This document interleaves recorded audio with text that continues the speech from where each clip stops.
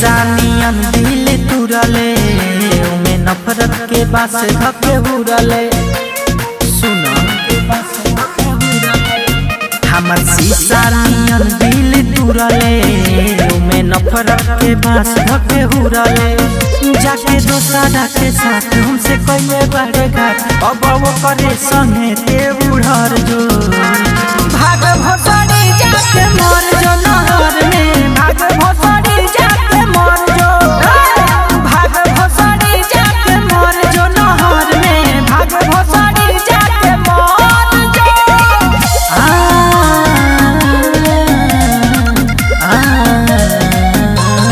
मर जो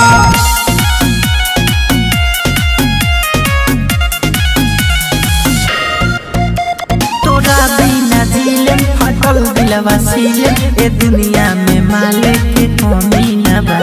रहता नी जागल भइल बानी पागल गम छोड़ला के तोहरा तो तनी न बा तोरा बिना दिलम फटल दिलवा सीले ए दुनिया में माले के कमी न बा रहता नी जागल भइल बानी पागल गम छोड़ला के तोहरा तो तनी न बा तनी न बा हमारो के कहता दिलवा धोखा देले बारे ते तो सिलवा रोज पीही सिगरेट हम हो के पगलेट सुनबे बफारे दिल से निकल जो भाग भोसड़ी जाके मर जो नहर में भाग भोसड़ी जाके मर जो भाग भोसड़ी जाके मर जो नहर में भाग भोसड़ी जाके मर जो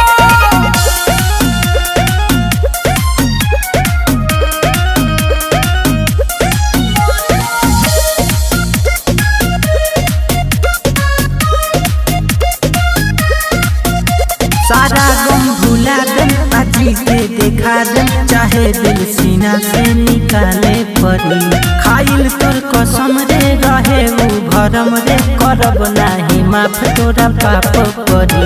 सारा गम भुला दम आजी के देखा दम चाहे दिल सीना से निकाले परी खाइल तोर कसम रे रहे उ भरम रे करब नाही माफ तोरा पाप परी तोहर प्यार भइल बाटे जहर दिल में उठता रहला कलहर जग बड़े खुशहाल उनकर सुनर बिया माल रोज कहे सुबह सवा सुधर जो भाग भोसड़ी जाके मर जो नहर में भाग भोसड़ी